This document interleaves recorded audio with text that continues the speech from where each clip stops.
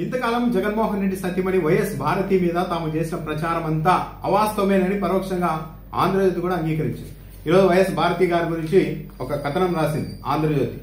బరిలోకి భారతి, వైసీపీ ముఖ్య నేతలతో మాటామంత్రి, పార్టీ అంతర్గత వ్యవహారాలపై చర్చ, ఎవరెవరు ఏం చేస్తున్నారంటూ ఆరా, నమ్మిన బంటు, జగన్ కు నమ్మిన బంటు, రిటైర్డ్ అధికారి ఫోన్ నుంచి పెద్ద లీడర్లతో మంతనాలు, మధ్య దిగువ శ్రేణి నాయకులైతే ఓ స్థాయి నేతల ద్వారా సూచనలు అంటూ రాసింది ఆంధ్రజ్యోతి.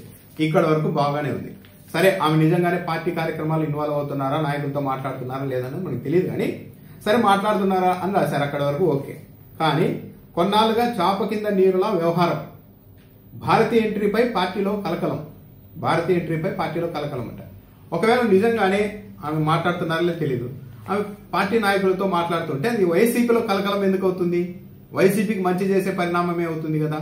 పైగా వైసీపీలో కొంతమంది నాయకులు కింది స్థాయి వల్ల అసంతృప్తి ఏంటంటే జగన్మోహన్ రెడ్డికి ఎన్నికలకు ముందు క్షేత్రస్థాయిలో ఏం జరుగుతుంది అన్న దానిపైన యాక్యురేట్ గా ఫీడ్బ్యాక్ వెళ్ళలేదు, అందుకు వైసీపీ దెబ్బతినింది అన్న ఒక అభిప్రాయం ఉంది, అసంతృప్తి ఉంది. ఇప్పుడు నేరుగా జగన్మోహన్ రెడ్డి సతీమనే ఒకవేళ ఇలా ఫోన్లలో మాట్లాడి నాయకులతో ఏమేం జరుగుతోంది, ఎవరేం చేస్తున్నారని ఆరాధిస్తూ ఉంటే అది వైసీపీకి మంచి చేసే పరిణామమే అవుతుంది, కానీ కలకలం రేపే పరిణామం ఎలా అవుతుంది అంటే ఆంధ్రజ్యోతికి తెలుగుదేశం పార్టీకి కలకలం లేపే పరిణామంలో అనిపించి ఉండవచ్చు. పైగా ఇంకో విషయము, మొన్నటి ఎన్నికలకు ముందు మొత్తం ప్రభుత్వంలో రాజకీయంగా మొత్తం వైఎస్ భారతీయ చక్రం తిప్పుతూ ఉన్నారు, ఎవరెవరికి ఏ టికెట్ ఇవ్వాలి అని కూడా ఆమె చక్రం తిప్పారు అంటూ కొన్ని వందల డిబేట్లు పెట్టారు టీవీ ఛానళ్లలో. ఆమె ఒక రాజ్యాంగేతర శక్తిగా చిత్రీకరించి వైసీపీని దెబ్బకొట్టే ప్రయత్నం చేశారు. ఇదంతా బహిరంగంగానే చేశారు. వందల వేల డిబేట్లు పెట్టారు. ఇప్పటికీ ఆ వీడియోలు ఉన్నాయి. కానీ ఈరోజు ఆంధ్రజ్యోతి రాస్తోంది 2012లో జగన్ అరెస్ట్ అయినప్పుడు 2019 ఎన్నికల సమయంలో మాత్రం ఆమె సొంతగడ్డలో ఎన్నికల ప్రచారంలో పాల్గొన్నారు. పులివెందల్లో బంధువర్గం, పార్టీ ముఖ్య నేతలతో ఎప్పుడన్నా ఒకసారి మాట కలిపేవారు. మిగతా బిజినెస్ వ్యవహారాలు తప్ప రాజకీయాల గురించి ఆమె పార్టీ నేతలతో చర్చించిన దాఖలాలే లేవు. అంటే ఈరోజు ఈ కథనాన్ని సమర్థించుకునేందుకు ఇప్పటివరకు అసలు వైఎస్ భారతి అయితే ఎక్కడ రాజకీయాల్లో జోక్యం చేసుకున్న ఇదే లేదు, కేవలం ఎన్నికల సమయంలో సొంతగడ్డ మీద పులివెందుల్లో ప్రచారం తప్పించి అని ఈ రోజు మళ్ళా ఇలా మాట్లాడుతూ ఉన్నారు. సరే, వైఎస్ భారతి పార్టీ వ్యవహారాల్లో ఒకవేళ ఇన్వాల్వ్ అయితే కలకలం అని రాశారు కదా.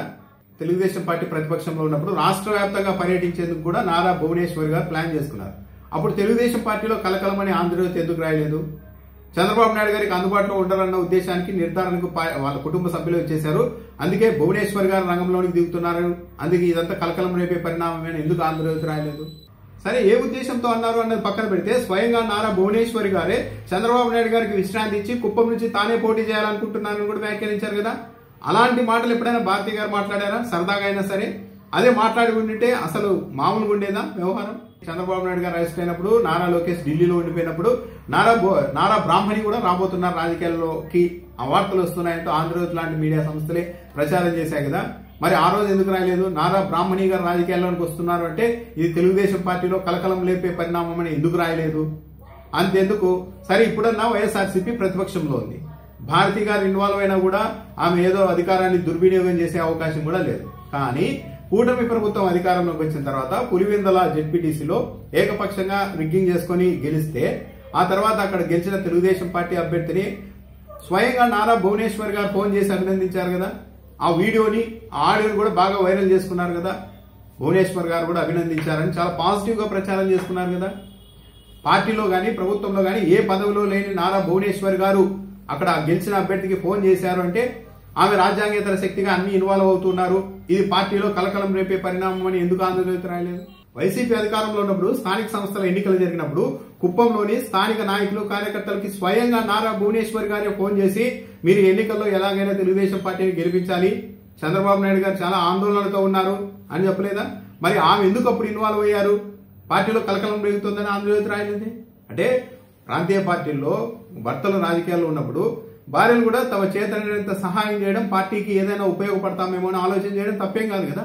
ఒకవేళ భారతి గారు నిజంగానే ఇలా నాయకులతో మాట్లాడుతూ ఉంటే తప్పేం కాదు, మాట్లాడాలి కూడా. చెప్పాలంటే వైసీపీ ప్రస్తుతం ఉన్న పరిస్థితుల్లో నేరుగా వైఎస్ భారతి గారు కూడా పార్టీలో ఏం జరుగుతుంది అని తెలుసుకోవడం, ఫీడ్బ్యాక్ తీసుకోవడం అనేది 100కు 100% మంచిదే. రాజకీయ పార్టీలకు సంబంధించి చాలా కుటుంబాల నుంచి చాలా మంది మహిళలు ప్రత్యక్షంగా వాళ్ళ భర్తలతో పాటు రాజకీయాల్లో రాణిస్తూ ఉన్నారు. కానీ వాళ్ళు ఎవరి విషయంలోనూ కలకలం అని రాయరు. ఒక్క భారతీ రెడ్డి గారి దగ్గరకు వచ్చేసరికి మాత్రం కలకలం ఏదో అయిపోతుంది ఆమె రాజ్యాంగేతర శక్తి అని చిత్రీకరించే ప్రయత్నం చేస్తారు అంటే ఇది ఒక అహంభావంతో కూడిన వ్యవహారం. ఒకవేళ నిజంగానే ఆమె రాజకీయాల్లోకి రావాలి అనుకున్నా కూడా తప్పేంటి? ఏమన్నా భారత రాజ్యాంగం ఏమన్నా జగన్మోహన్ రెడ్డి సతీమణి రాజకీయాల్లోకి రావడానికి వీల్లేదు, కేవలం నందమూరి ఫ్యామిలీ నుంచి మాత్రమే ఆడవాళ్ళు రాజకీయాలు చేయాలి, నారా ఫ్యామిలీ నుంచి మాత్రమే ఆడవాళ్ళు రాజకీయం చేయాలి అని ఏమన్నా శాసనం ఉందా? ఎందుకు రాకూడదు? ఎవరి ఇష్టం కదా, ప్రజాస్వామ్యంలో ఎవరైనా రావచ్చు. కానీ దాన్ని కలకలం అని ఎలా చిత్రీకరిస్తారు? ఇక్కడ ప్రజలు కూడా గమనించాలి.